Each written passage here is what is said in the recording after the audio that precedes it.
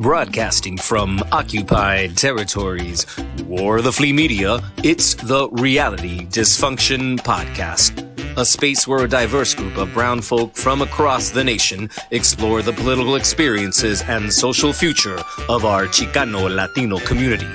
Control the narrative. Resist the dysfunction.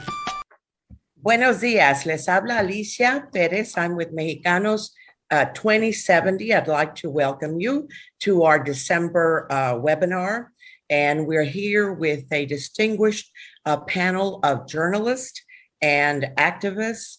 You know, the mass media is very important. It's vital to a democracy.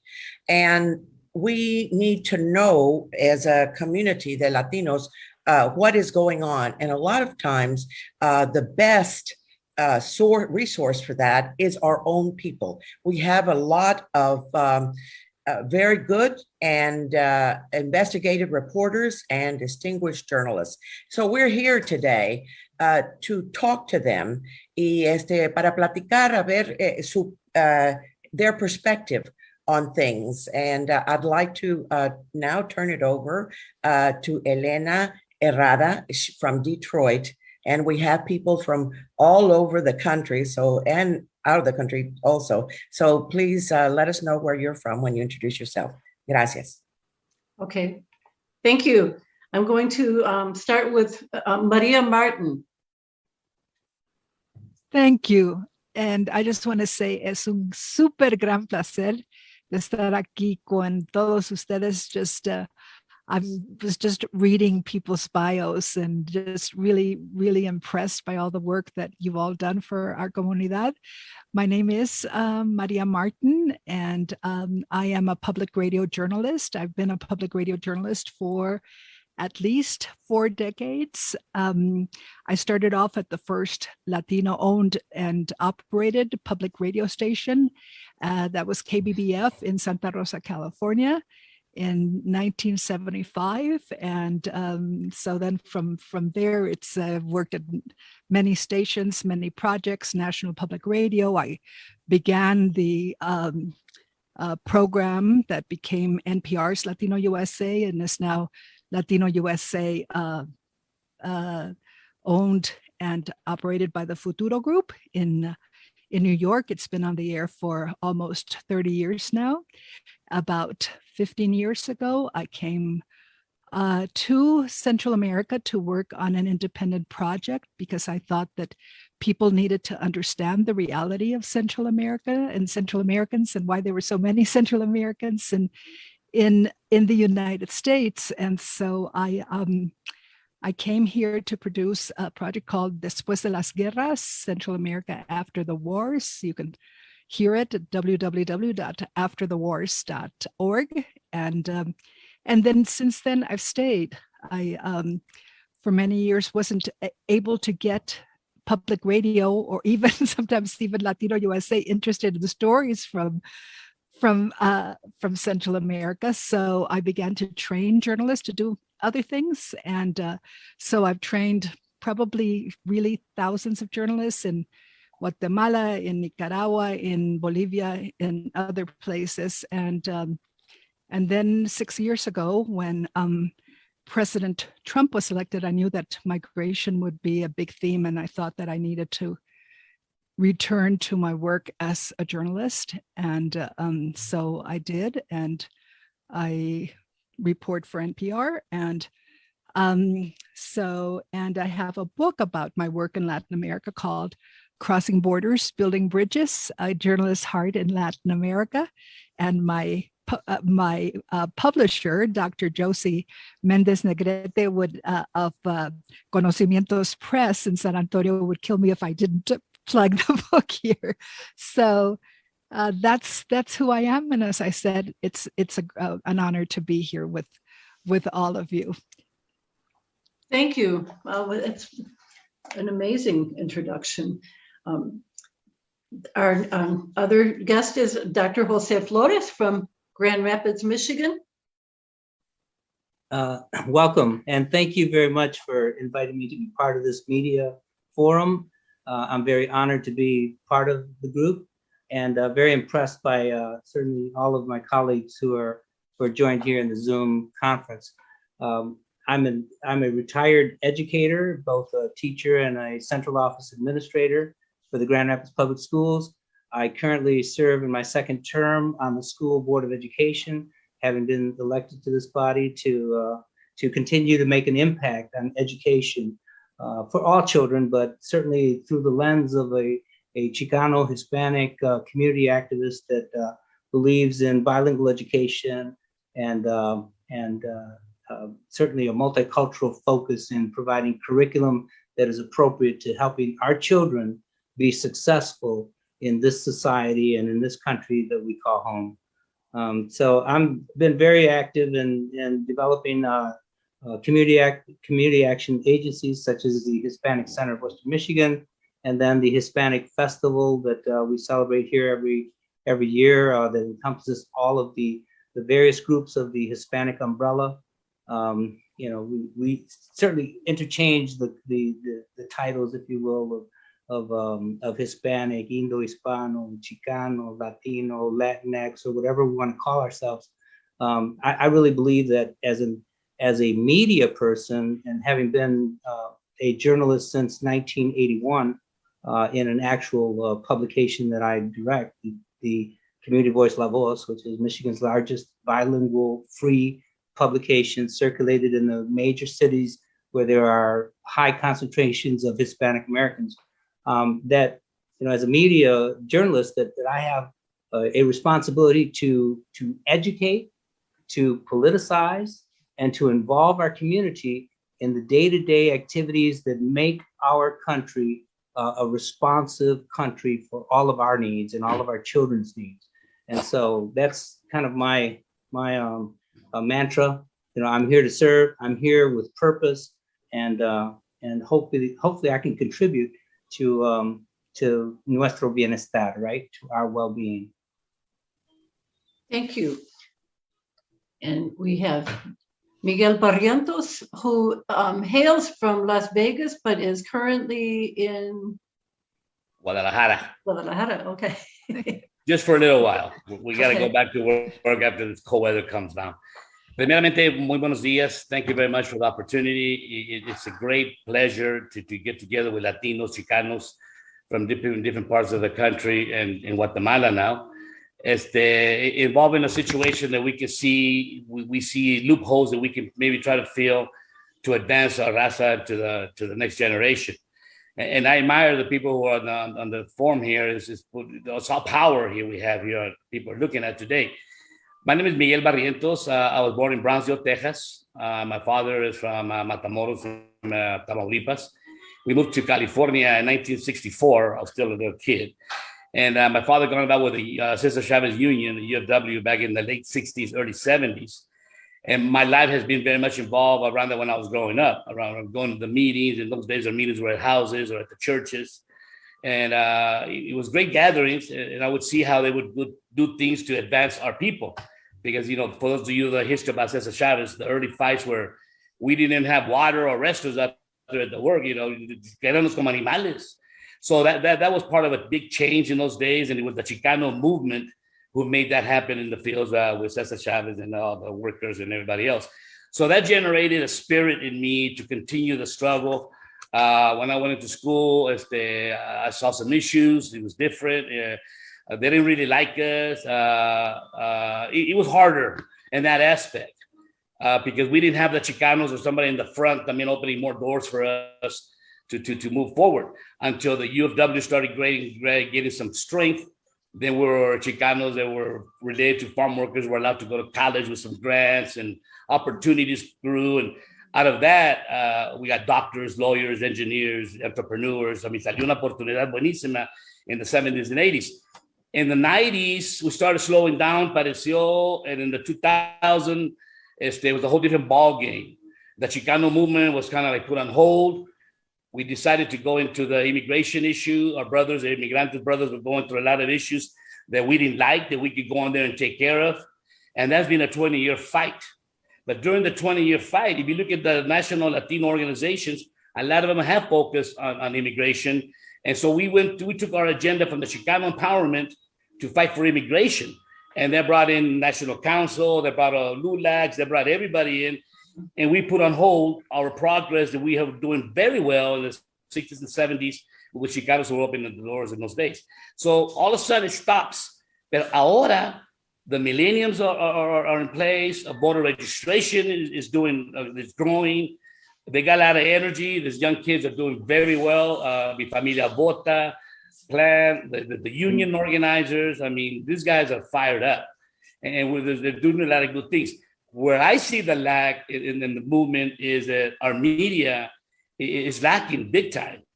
We try to get Chicano media out there. We try to do it in a sense of speaking the facts, speaking the truth. You insult somebody and you get hit. And you get hit financially, you hit some way or another, and they try to take you out. And they do take you out to a certain point because you can't express yourself like you could because you're not able to maintain your goals financially for your family if you get hit on that area. So it's really hard for the Chicanos and the Chicano businesses. They're on a different trip, which is okay to make a lot of money. I like that. It's good for them. But they're not contributing back to the empowerment of raza. They don't do like we did in those days. I mean, those days, it was different. I'm thinking this kind of forums that we're putting together can open up an opportunity, especially the name Mexicanos 2070. I think this is a great foundation of something that's going to be happening with Chicanos that are not even born yet are going to see that's what happened. This is where we kicked off again, lo que paramos por 20, 30 years. It's time to I think it's this kind of thing will reignite the movement. And I think we need to tell the young generation that they're not always right at the way they do things. There's a lot of division going around some of these groups because they're fighting for the same dollar. Y comienza a dividirse, and they do things without getting united to do it. And I think the Chicano movement was different. When LULAC threw a convention, I estaba en CLR, I estaba en U.S. Hispanic Chamber of Commerce, I estaba en UFW, I estaba en a GI Forum. I mean, we were there. Everybody was there, shaking hands. Few Republicans, but we were all friends. No había que yo tengo más que ti, que esto, que lo. Everybody was fighting la causa. All of a sudden, la causa is on hold, and I'm hoping this kind of forums will reignite the situation where we can bring in our younger brothers and sisters to really understand the importance of the unification behind the force that's being organized in the community. It's too much como tribus. You got this, you got that, and when they do events, and if you're some of a different philosophy, they don't even invite you, comienza a insultarte. It's crazy. These are moments that I never thought we would really go through because it's so much like Corky Gonzalez, Cesar Chavez, Antonia Pantoja, Reyes Tejerina. These guys fought for all that not to happen. And it's happening with this generation. And I think this is what I think we can help change. So, and I'm not radical, but I'm very activist in getting the Latinos from the community out into the front of the media to explain what they're doing and how we can work together. That's we're going to be doing a lot more of that in 22, but that's what I see. That's who I am, and it is an honor being here.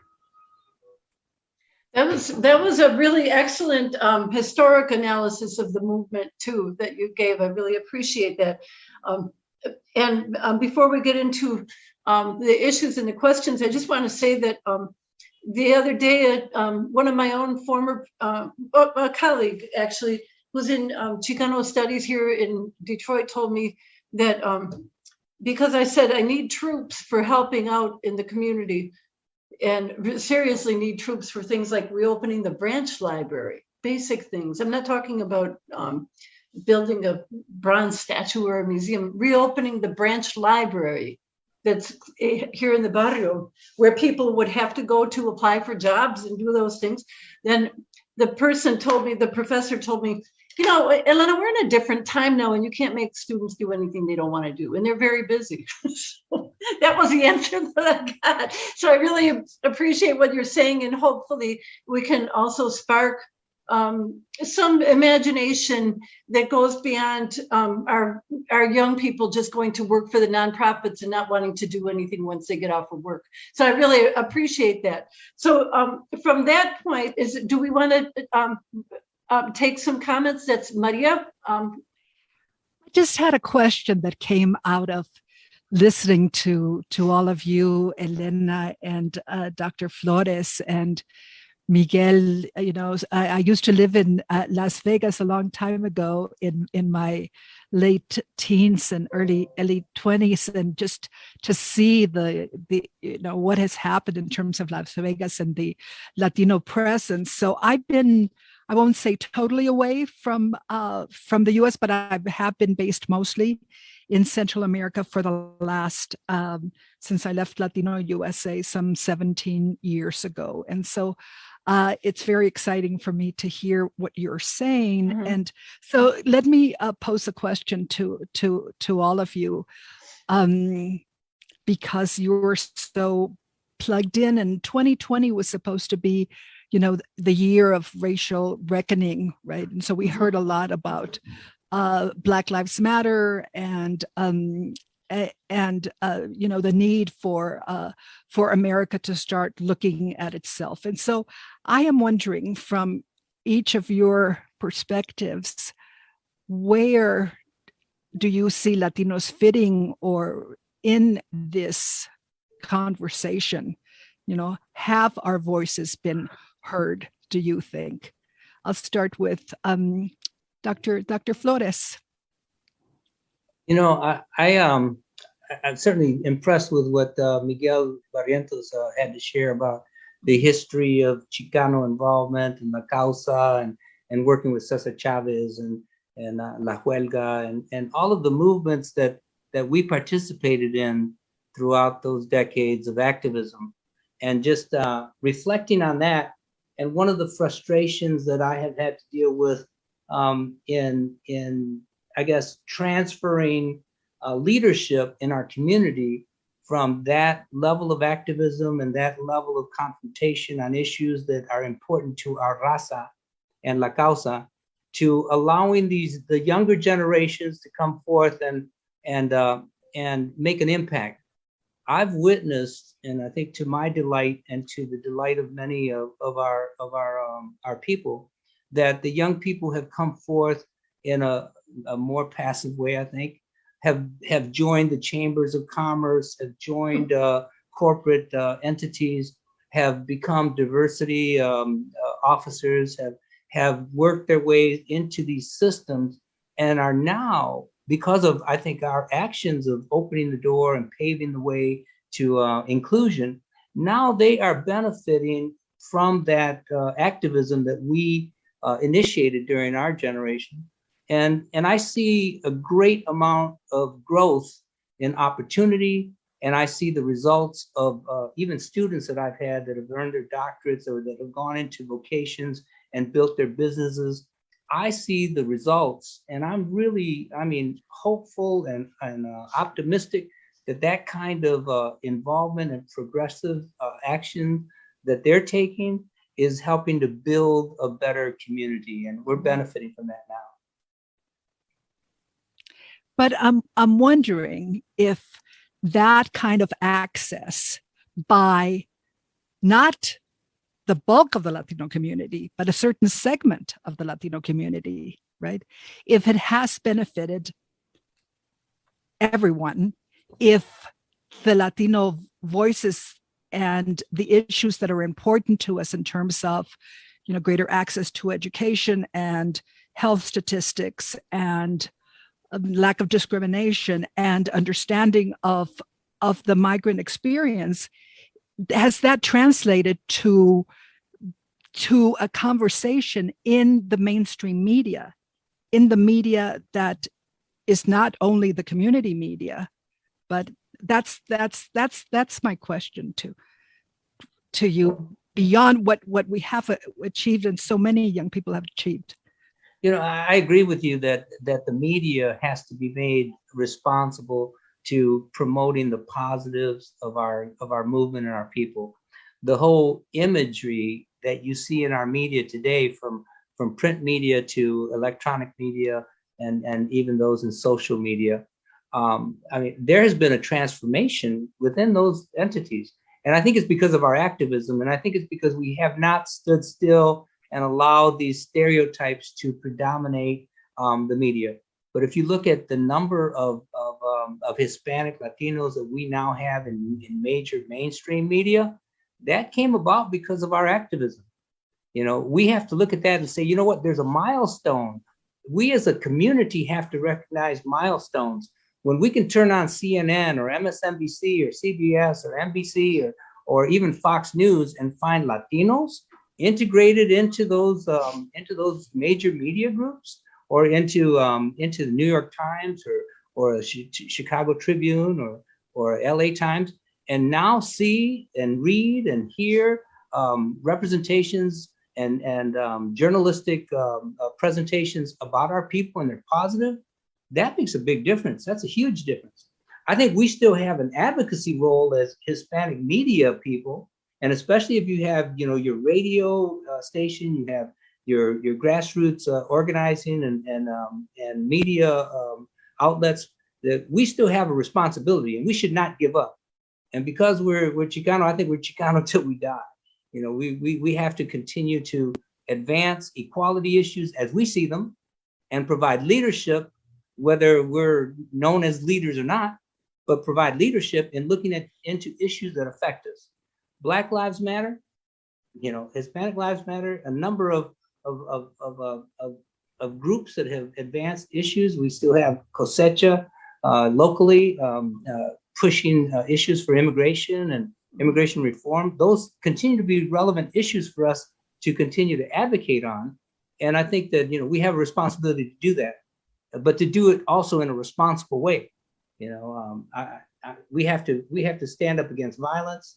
We have to stand up against stereotypical representations of us and ignorance or blatant racism, whether that comes from the president or the former president of the United States or any future politician that wants to single us out as not being American enough for them. We have a lot to do. Okay. I had a comment. Oh, Julio, go ahead. No, go ahead, Alicia, go ahead. Yeah. My comment was that I don't think we have advanced as much, progressed as much as we should have. And just an example of mass media, we know that it's been very politicized. We know that last year, as Maria mentioned, was a time of that we were going to come to terms with racism. And I think part of that has happened. Let me just mention the commercials that are on now. You see a Black person and a white person. I'm not seeing a whole lot of Mexicanos or people that look like me or like Dr. Flores or like Miguel. Marrying a Black or marrying a white person is mostly Black and whites. And where are we? We are ignored so much of the time. I think what you have with our people, you have two things. You have the assimilation. You're right, doctor, that you have the assimilation, the coming into an education, a good job, moving up to the middle class, to the upper middle class, to the rich. We have that. And then we have the constant immigration of the people that come here because they want a better life.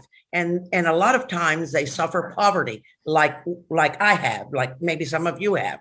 They suffer a poverty. And in that strata, we know that there's not health care. We know that they do get their news from the radio because they're working so much of the time. They don't have time to sit down and watch television. So they get it through radio, they get it through newspaper. And I think we need a lot more work focused in that and appreciate how different we are, because a lot of us have been here since the Treaty of Guadalupe Hidalgo, and some of the people, they're still coming. So we have to not forget, ¿verdad? Que tenemos hermanos y hermanas que todavía siguen en la pobreza y tenemos que luchar for their education and their also enriching through education and through being in the United States for a while. Their kids will see that assimilation. And their grandkids, maybe they won't even speak Spanish, but I think there's an appreciation for the different stratas that we occupy. Yes, it looks like someone wrote that in the chat. Somebody, Roberto Vega Perez, wrote that homelessness is still one of the biggest issues in the Latino community. even as some of us, get PhDs and move forward. And I wonder about, say, the voting patterns in the last election, with a third of Latinos voting for President Trump, what that means for the future of this next election, right? And I wonder if any of you have any thoughts on that, Miguel. Let me bring in a historical perspective that Miguel touched on. He talked about different movimientos, different organizaciones, different times. And I remember Cesar said, we went out into the fields, into the streets with a cry of "Viva la causa," "Viva la causa," and everybody rallied behind us, and you hear that all over the country, "Viva la causa," and he says, but then a lot of people started their own causas. There was the LULAC thing, the GF Forum thing, the Razonino thing, all the other organizaciones, other movimientos, and then to the point where they were fighting each other. Yeah. They were fighting each other even for funding or for ideology or audiences, So he says, Cesar said, Julio, I think what we ought to do is go back to the barrio and say, there's only one causa, because the causa turned into many causas. Everybody just appropriate their own words. So we ought to go back and say, mi causa es tu causa, and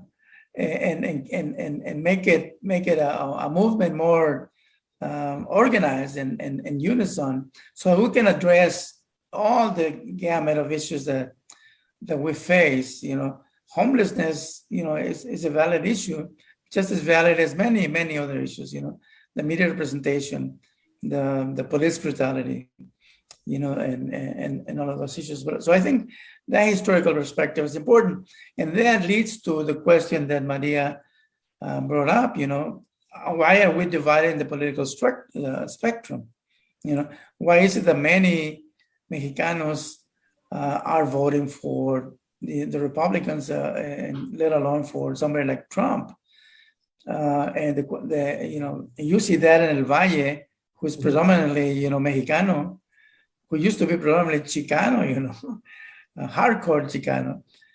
And the question that I've gotten so far is that it's a matter of personal interest, because the Republicans, they bring in jobs like the government, jobs with Migra and Border Patrol and all of that.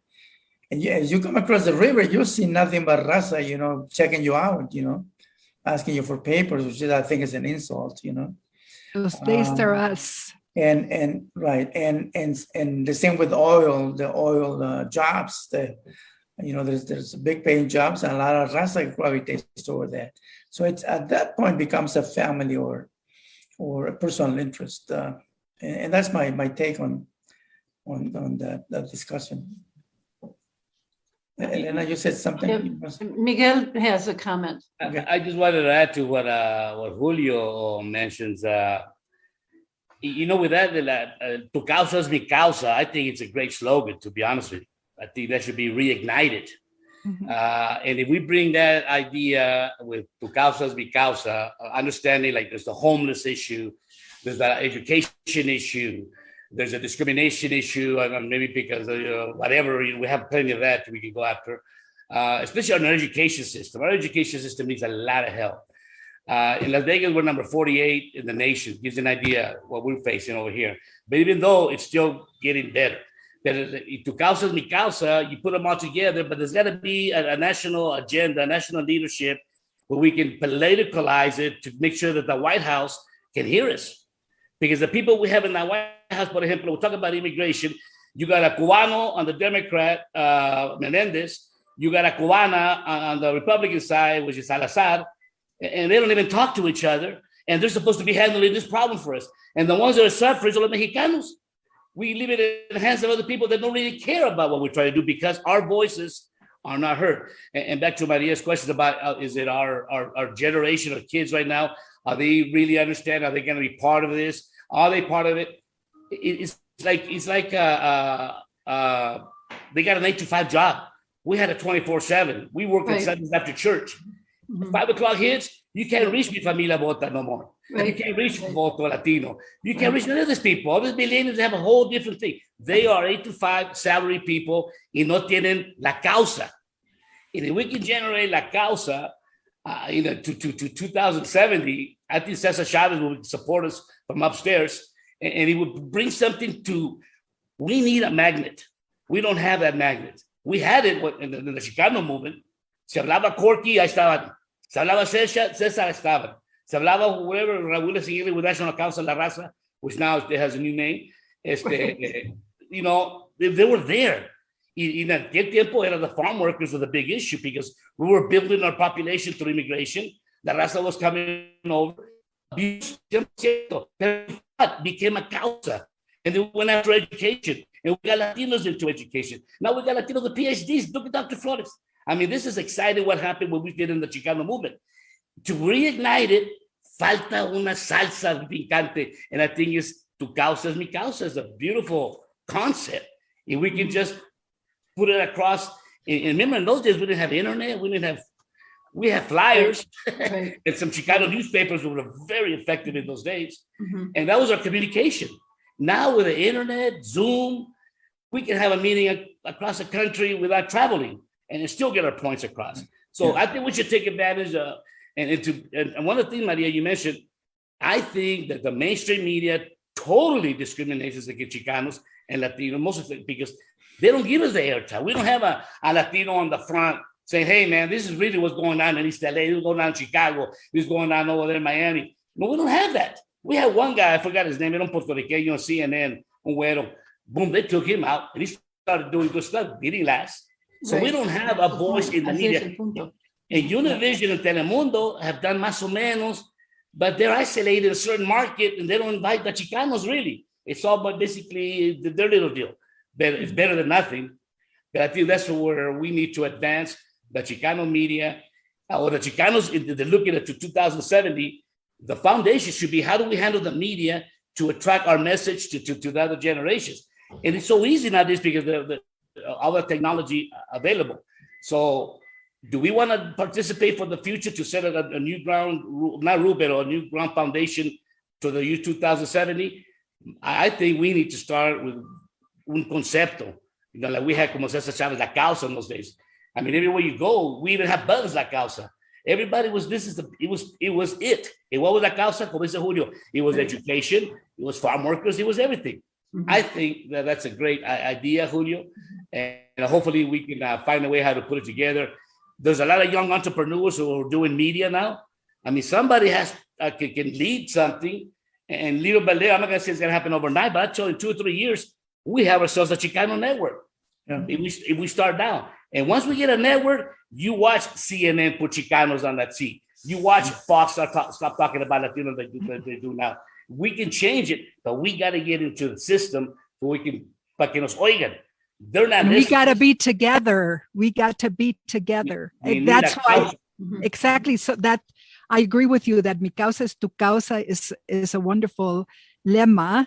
One of our participants, Manuel Samarripa, says that Mexican descent folks in the U.S. are both the oldest and the newest group of immigrants. So what Absolutely. A wonderful concept to start a conversation, because this is what happens, I think, when you're talking about the 30% and the 70% of Latinos on two sides. That one is certainly the religious, the abortion issue, but more than that, it's an immigrant issue that where they tend to divide and conquer. And then there is our own tendency, right, to also not kind of be solidario with one another. We really have to do a big examination of that. Mm-hmm. And when we're talking about the media, and someone mentioned, yes, we see all of these faces, but I talked to my friends who work for the AP, who work for Axios, who work for NBC, where they do have like a Latino cosa, right? But they said, it's so hard when we're trying to say this should also be on the business desk, or this, we should be doing this. So in terms of power, real power, in the mainstream media structure and reaching that, although we have people in there now very different from 1975 when I started, that is still a mountain to climb. But we have that technology to make it easier and possible nowadays. Yeah. Mm-hmm. One of the things that I found interesting, talking to a friend of mine from Houston, as an activist from Houston, Lupe Cáceres, he says the best thing that happened to us was the internet, the social media, because we can do anything, anywhere, about anything to anybody.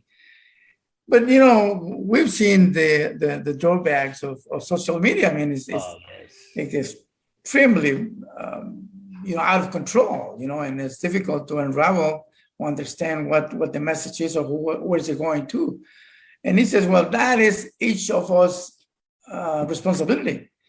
We have to, ¿cómo se llama? Try to understand what is propaganda, what is real, what's not real. But he says, but social media is a true democratization of communications. That it could be. It could be. I lean more towards what Miguel says. Let's do a Chicano network or a communications network de la raza. Because we're not talking about Chicanos being different, better, or worse than the rest of the demographic groups in our community. But what we do need to understand, getting back to the historical perspective, is that thanks to the espíritu de batalla de los Chicanos, del movimiento Chicano de los 50s y 60s, the universities opened up, the colleges opened up, the institutions opened up, the government opened up, the media opened up. As much as we could, open the doors. And a lot of people filtered through. Many of us did, to a certain degree. And that's why we have people with college degrees, right. and people in government, with good jobs. So let's not talk about let's recognize the Chicano movement push, but also let's use that as a model for the entire community to do that now with one causa. Let me piggyback on that. I want you to understand my comments that we have progressed because of our activism. We created the opportunities for the current young people who are earning their degrees and becoming part of the American mainstream, and who, to some degree, identify with where they came from. And that's important. And that progress has to be measured. The fact that 71% of our US population speak English and function in English, that only about 20% or so are totally dependent on Spanish. Our population is very much engaged in assimilation. One generation passes, 50% of the language is lost. The culture's still there. 2 generations pass, and 25% more of the recognition of language skills in the native language are lost. So these young people are being besieged with the influence of assimilation to the degree that they really don't totally identify with what La Causa is or with what activism is, and they need leadership in that respect. We need to have a national agenda. We need to focus in on what it is that it means for us in modern days to be activists and be oriented toward the progress of our people. If you want to identify our people as the Hispanic umbrella, then we need to make sure that we are providing that kind of insertion into the national agenda or national dialogue about our issues. So we need to know what our issues are. If we could choose 5 issues: voter registration, voter participation, and anti-voter suppression, and affiliation with parties that represent our interests. You know, Republicans are reaching out to Hispanics.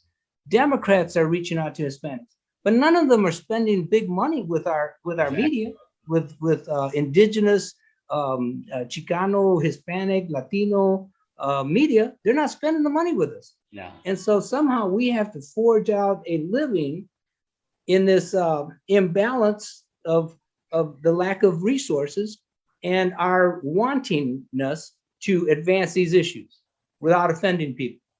You know, can I add that to Dr. Flores? Yes, sir. You hit the nail right on the head, como dicen los güeros, no? That's a true fact. When you got a Chicano movement moving forward, especially Latinos in the media, and you go to the campaigns, before the elections, todos están llamando, hey, I'm doing this, I'm doing that, ponme la tosita, I'm doing all this free stuff. Y vienen las elecciones, I mean, they're talking about Senator Reyes has $6 million. You go in there with a little proposal, 30, 40,000. No, me como, no, qué bárbaro, no, ¿dónde voy a sacar ese dinero? I just saw you got $6 million.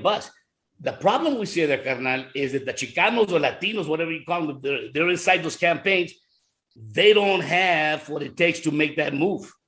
Right. If I was in a campaign adentro next to the candidate, say, you know what, Vato? You want to win? You better really, really put some money in the Latino. If you got 6 million, give me at least 1 million to start.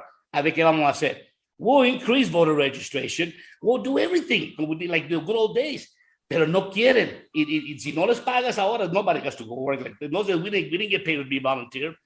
Pero cuando sacaran la nueva ley, the 1055, whatever they call it, $15 an hour or no trabajo. Don't ask me to go knocking doors. So se acabó eso. But with technology and all that, we can replace that, but we still need the funding.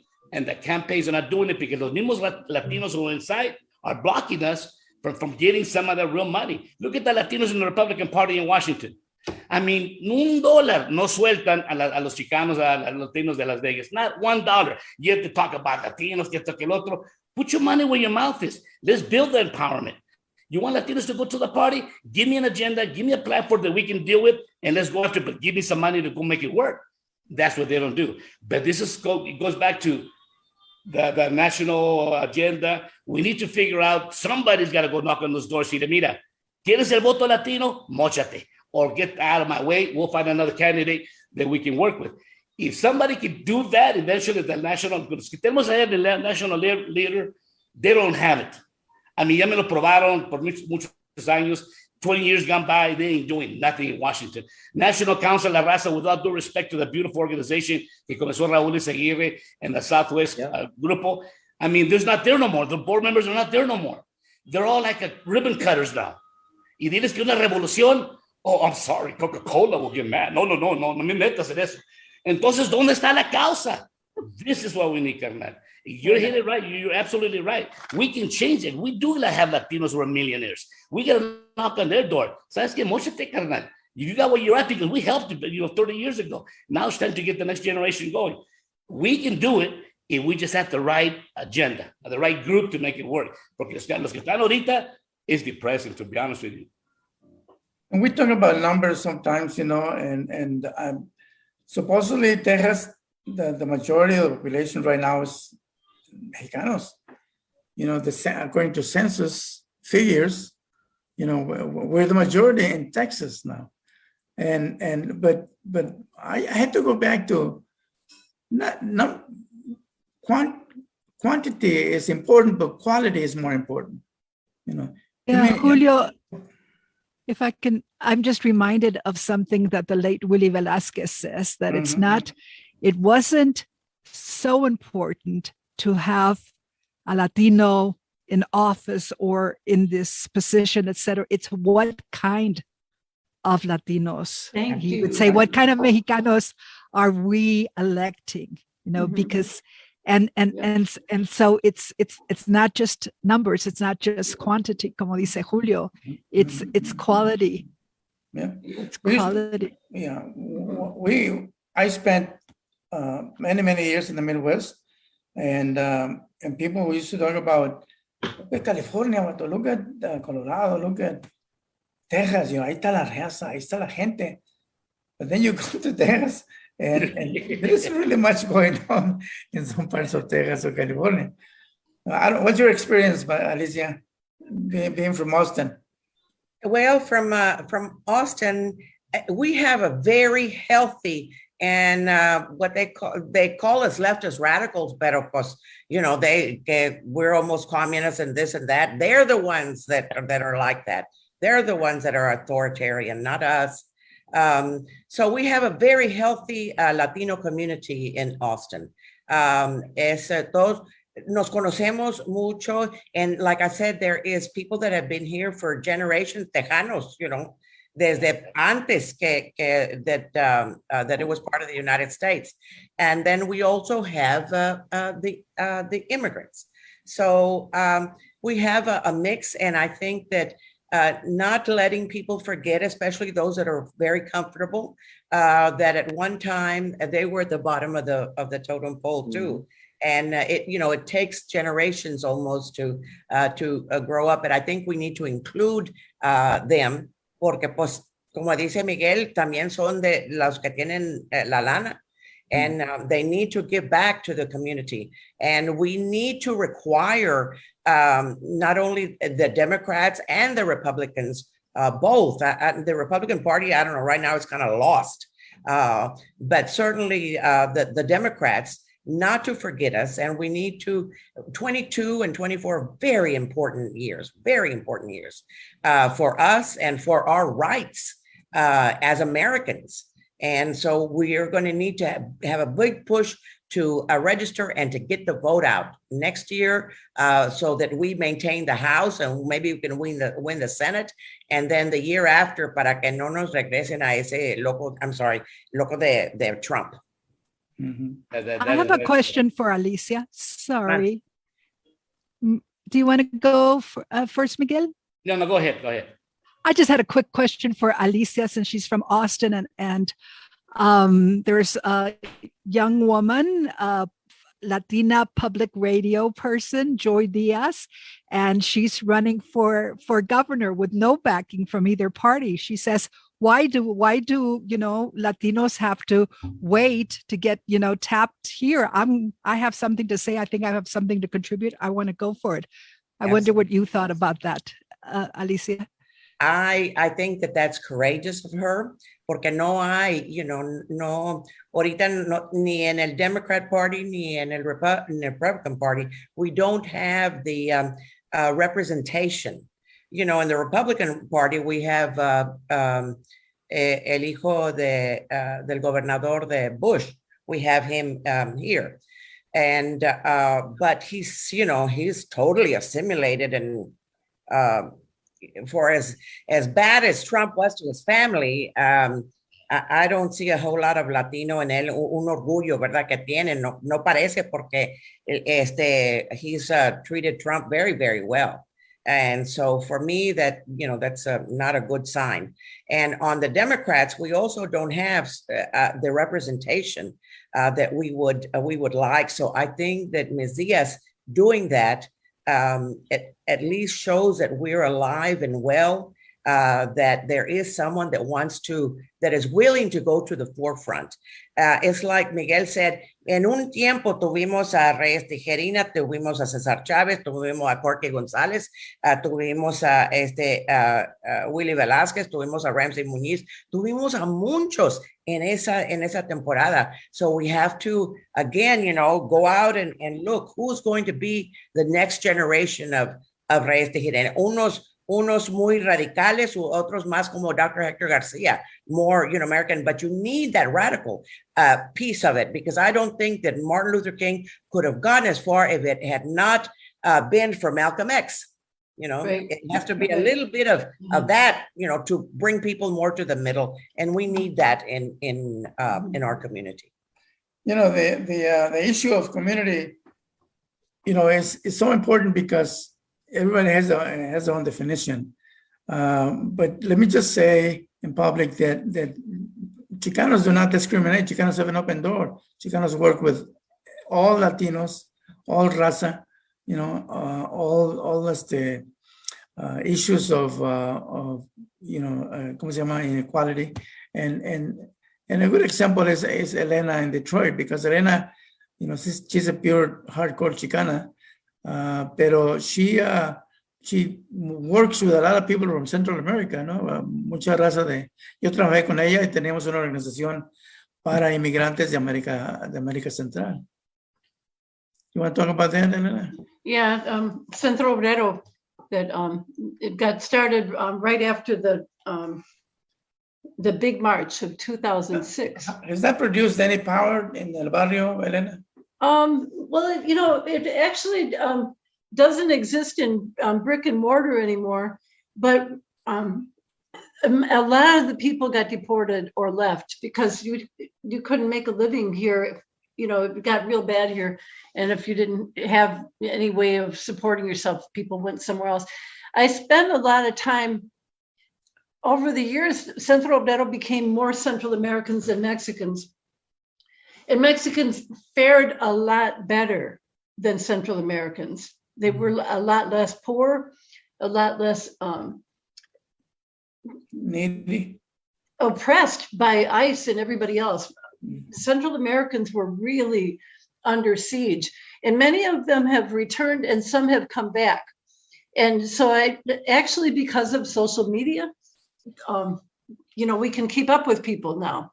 The way before, in the old days of our families, when somebody got deported, you just lost track of them. But now we're able to keep in touch with people, and I get calls from people in Guatemala asking for the whereabouts of somebody, or if I can help sponsor somebody. These are people that from the mountains that can call on my phone and get in touch with. And to me, it's amazing to be able to make the network happen so that we can track somebody down who's in a detention, a child who's been missing. We're in much better shape in that way. But there are many people from Guatemala here who don't even speak Spanish, like people who speak their indigenous languages. And so there's a whole realm of people who very much live under the radar, completely live under the radar, who also don't want to get vaccinated and don't want to present themselves in the light of day because of the fear of being detained, because there's so much at stake, so much more at stake if you're Central American than if you were Mexican. You owe so much more money, you had so much further to go. So I've learned the distinction over these years that because we didn't really know that many Central Americans all the way here on the northern border. We're right on the border of Canada here. I can see the bridge out my window. So I think for Central Americans, I can't say that the situation is improving for them, but for Mexicans, it has. I think for Mexicans, it's been a lot easier, but for the poverty and the level of fear of deportation and people also not being treated fairly at work is a major issue still with. And so when I say Centro Obrero still does exist, but it's kind of out of a little office at La Sed where I volunteer. Sometimes people will track me down. There's another group of people. We did it on a completely voluntary basis because the nonprofits and the ones that fund you ask for information that we wouldn't give. So we were able to just work out of our own personal resources, which are not, we're not rich people, but we always add another cup of water to the soup. We're always able to let's say a lot of what I do is to go to Chicago with people for the consulate, because we don't have a Guatemalan consulate here. We don't have the Salvadoran consulate here in Detroit. We should have one, but we don't. So the kind of work that we're doing, Julio, I would say that I do a lot of it on a very individual basis, and it's very much under the radar. The beauty of El Centro Obrero and organizations like that across the country is the development of social capital. Yes. You know, that we don't do it for individuals, but do it for the entire community. Having said that, you know, we only have about 6 minutes left. Can we go around and come up with an agenda or a plan or a mensaje para la gente que nos está escuchando? Maria? Did you say me? Oh, Well, Maria, yeah. Elena, I'll let Elena go first. Okay.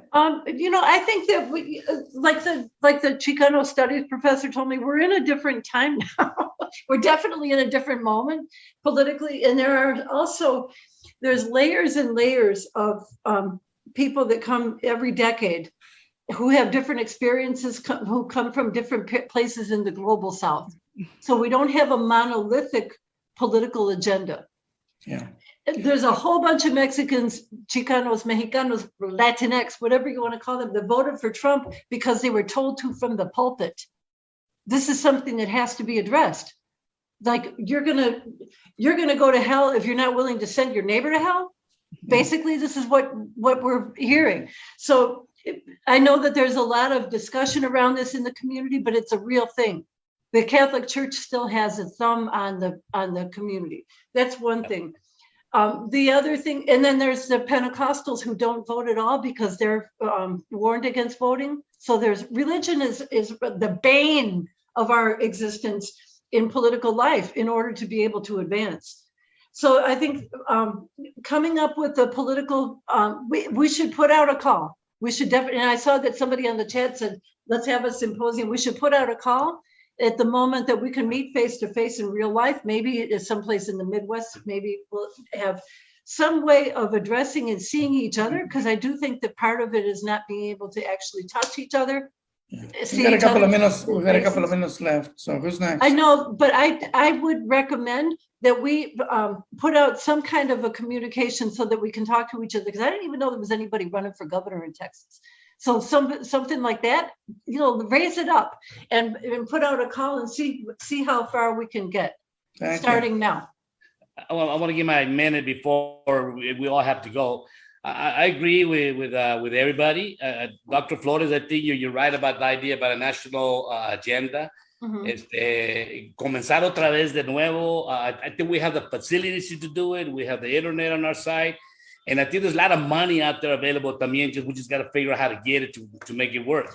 So my thing is if we can set up some kind of programa, Mi Causa es Tu Causa, una campaña que quiera track other people. Because that's el hermano inmigrante depende de los Chicanos to make it happen. That's the only way they're going to move this. The people we have right now, they're not really pushing it. We need to start pushing our agenda para que estos carajos que we elected, they hear us. They're not hearing us. We need to create, el hermano que maneja ahorita todos estos computers de todo esto, he'd be perfect for this, especially with la bandera de Chávez atrás. Listen, I think Mi Causa es Tu Causa could be a platform that we can start building on and eventually grow from there. And what I would say, Miguel, is that la unión está la fuerza, and solidaridad, support one another. Everybody, when you hear a Latino report on a channel, you know, and it's great, right to them, you know, support one another. Dr. Flores, Yes. Dr. Flores. Yes. Yeah, I think that one, we need to put agenda on our agenda is education, equity and education for Chicano Latinos, Hispanics is for me number one. Number two, I think we need to address the exploitation of immigrants. I think that unfortunately, many immigration attorneys have taken advantage of them. Yes. They're paying anywhere from $15,000 to $25,000 just to walk them through an immigration court for voluntary deportation. I think that's outrageous. We need to challenge our local attorneys that are doing immigration and make sure that they're helping to stop the exploitation. And then And we need to then- hear from Alicia. Oh, go grab. We need to hear from Alicia. Yeah. Well, for me, things have changed, but what has stayed the same is that we live in a beautiful democracy and we need to maintain it. And the only way we're going to do that and raise our voices too is to raise our votes. Yeah. And that's what they listen to. Okay. They all want their job again and again and again and again. They want to be there 30, 40 years. So if they don't fear us because we vote, then they're not going to move. So that's my message. Get out and register and vote para que nos tengan miedo. Correcto. All right. Thank you very much, Alicia. Thank you. Is Thank you. All right. your exit, Alicia? Yes, thank you. Okay, I want to thank each of our guests that are with us today. A very intelligent and knowing, and I'm very, very impressed with each of you. Y que todavía tienen el corazón en la causa. Eso es lo bonito, eso es lo bonito. I want to say thank you for everyone that has joined us in this webinar from Mexicanos 2070. We have webinars every month. In January, we have another one, the third Thursday of the month. And I'd like to thank Julio for bringing this very stellar panel together and with us. And Julio, gracias. Do you have last words? Thank you, Alicia. We have scheduled a January webinar about the GI Forum, the revival of GI Forum. So stay tuned for that webinar. Thank you. Gracias. Y de parte de su amiga Alicia Pérez Hodge y de parte de Mexicanos 2070, nos vemos en enero. Chao. Luego. Gracias. Merry Christmas. Feliz Un honor. Right. Un honor. Bye bye. Feliz Navidad a todos. This is The Reality Dysfunction.